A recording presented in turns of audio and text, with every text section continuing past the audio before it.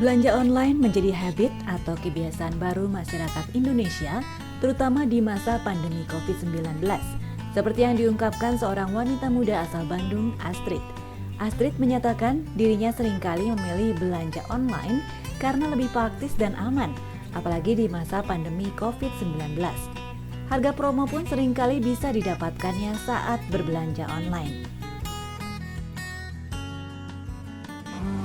Lebih mudah, terus lebih simpel aja. Terus biasanya kalau di online ini untuk sekarang ini biasanya lebih lebih banyak promo sama diskon gitu.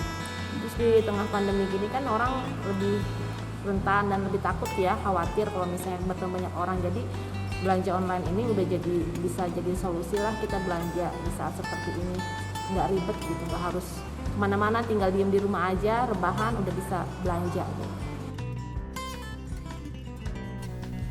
Melihat beralihnya kebiasaan masyarakat dalam hal berbelanja, UMKM pun beralih ke penjualan secara online. Seperti yang dilakukan UMKM yang memproduksi jam tangan kayu ini. Pandemi COVID-19 memang sempat membuat produksi dan penjualan berhenti sama sekali.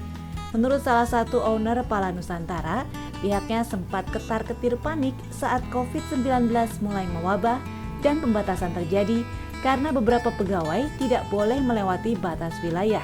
Produksi pun sempat terhenti. Penjualan pun menurun karena masyarakat sedang panic buying dan fokus pada produk kesehatan.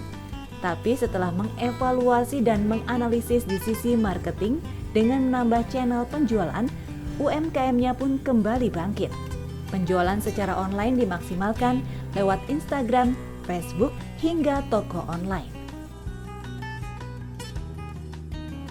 Sempat ada beberapa dampaknya juga, kita sempat ketar-ketir, panik segala macem. Cuman alhamdulillah kita bisa survive sih. Gitu. Jadi karena adanya keadaan itu kita malah jadi evaluasi, jadi apa yang kita punya yang bisa kita maksimalkan gitu.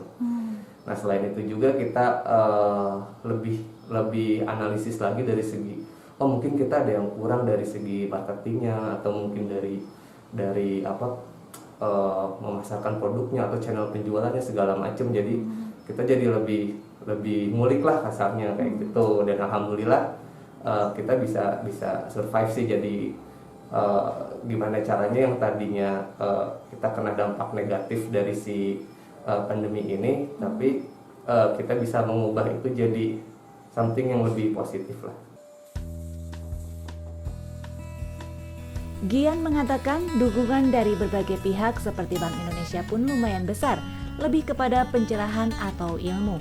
Tak hanya itu, banyak relasi yang diperkenalkan Bank Indonesia, bahkan pihaknya pun diajak internasional eksibisi secara virtual. Hal itu senada dengan pernyataan Deputi Kepala Perwakilan Bank Indonesia Jabar, Bambang Pramono. Di masa pandemi COVID-19, pihaknya mengubah UMKM tradisional menjadi adaptif terhadap platform transaksi digital dan pemenuhan protokol kesehatan dalam transaksi ekonomi langsung. Bank Indonesia pun mendukung Gerakan Nasional Bangga Buatan Indonesia dan Gerakan Nasional Bangga Berwisata Indonesia secara konsisten. Ini kalau mereka belum sepenuhnya go digital, bisa memanfaatkan platform-platform digital yang kita udah banyak tahu. Pandemi ini to some extent membawa blessing, karena seperti dijeburi nih kalau dalam bahasa Betawi tadi kita malas pakai digital, semua orang mau nggak mau sekarang pakai digital gitu. Makanya UMKM juga kita ubah mindsetnya, pemikirannya, tentunya dengan pelatihan pendampingan. Dukungan bagi UMKM tentu saja sangat penting karena UMKM di Jabar memegang peranan cukup besar dalam pemulihan ekonomi di masa pandemi COVID-19 dari sisi jumlahnya yang terbanyak hingga penyerapan tenaga kerja yang mencapai 21,69 juta atau 18,60% dari nasional. Hal ini memberikan dampak terhadap pertumbuhan ekonomi Jabar mencapai 42,78%.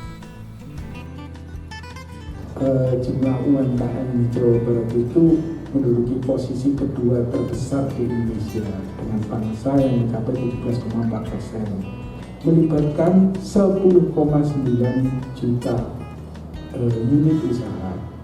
Kemudian yang menarik di sini, makanya tadi di awal kan saya bilang bahwa UMKM di Jawa Barat itu harus menjadi perhatian, karena ini melibatkan 89,5% itu usaha mikro. Kalau kita bicara usaha mikro itu ya, yang terlibat adalah masyarakat yang demikian banyak dan strata menengah ke bawah. Nah,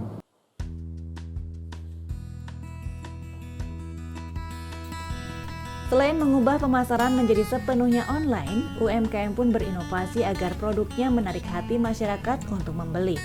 Seperti yang dilakukan Pala Nusantara dengan berupaya menjadikan jam tangan sebagai medium untuk bercerita tentang kekayaan Nusantara. Produknya pun dibuat secara eksklusif dan handmade bagi peminatnya.